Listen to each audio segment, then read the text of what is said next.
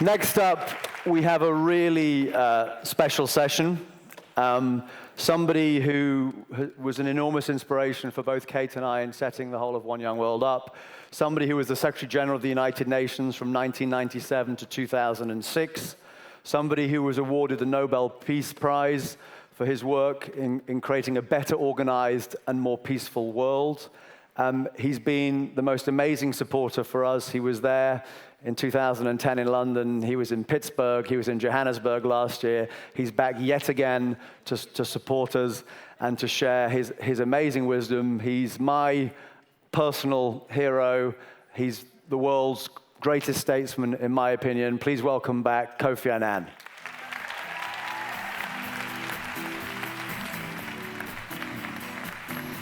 Good to see you.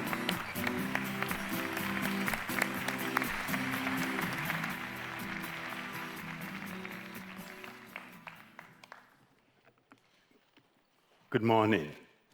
It sounds as if we are having lots of fun at this session. Let me say how delighted I am to be back. And David, thanks for that warm introduction. It is always a rewarding experience for me to share ideas with young people who come from such a wide range of nationalities and backgrounds. I come away from these sessions hopeful and reassured that the future of our world is not lost. Some of you here today have lived through terrible violence and conflict, and so this year's theme of peace and reconciliation will have a special relevance and resonance for you. Ours, and I don't need to tell you this, is a really messy world. We are facing far-reaching challenges that unfortunately you may have to inherit, because I'm not sure we are going to be able to solve it. That is my generation. Among the most critical, let me share a few with you. Among the most critical are ethnic, religious, cultural, economic divisions, which separate us and create tensions and violence within communities and within countries. Unacceptable inequalities of opportunity within and between nations. Exclusionary and unresponsive political institutions. Accelerating climate change. Global institutions that are not adapted to the realities of the emerging world. Since the last OYW conference in Johannesburg, these drivers of instability and conflict have led to heightened tensions and conflict in a number of regions and states. For example, Iraq and Syria, Ukraine, Thailand, Hong Kong, and the list goes on. And of course, I should also mention here the Ebola medical crisis. Young people are especially vulnerable to and disproportionately affected by violence and conflict. They are caught up in and victimized by violence as child soldiers, gang members, or as refugees or migrants. Yet, you, the young, are also amongst the most determined peacemakers, and the most effective agents of reconciliation. Why? Because you realize that we are all in the same boat, and you cannot have peace nor prosper at the expense of the other. You understand that real peace building is conflict prevention, and that reconciling grievances is an investment in your future. You are more aware than previous generations of the complexities of conflict. You have an array of tools, in particular the social media, to help you shine light on causes of conflict, whatever and wherever they may be.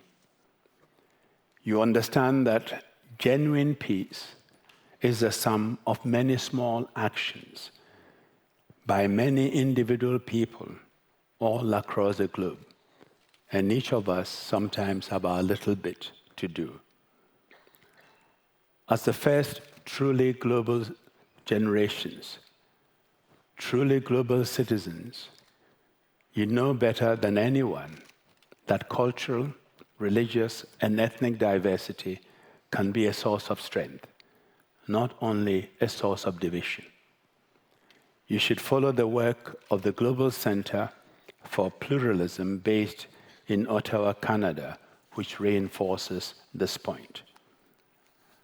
From my own experience in dealing with conflict, I firmly believe that young people must be empowered as agents and not simply as targets for peace and reconciliation efforts.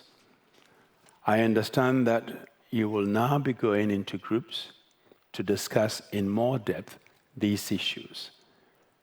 Let me suggest a few questions you may ponder when you get into the smaller groups.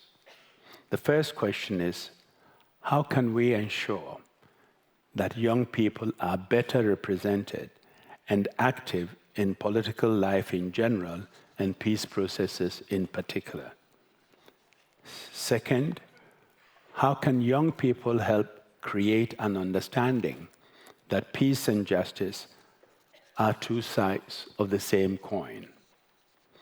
Third, how can young people help build strong institutions that create trust among people, especially in societies recovering from conflict? And fourth, how can we strengthen the institutions of global governance and make them better able to respond to the threats to international peace and security? And finally, how can young people hold leaders to account and ensure that they serve their democratic duties responsibly? These are challenging questions. But as members of One Young World, I am confident that you will find the answers as you have done already by bringing about positive changes in your own local communities. I'm confident, too, that you will build on those successes to construct a more secure and fairer world for all. Let me wish you good luck in your deliberations, and I look forward to hearing the outcome. Work hard, but have fun as well. Thank you very much. Thank you. Good. Thank you so much. Thank you, and safe travels. Thank you, sir. Love to Nan and the children. Take care of yourself. So a huge send-off for Mr. Kofi Annan.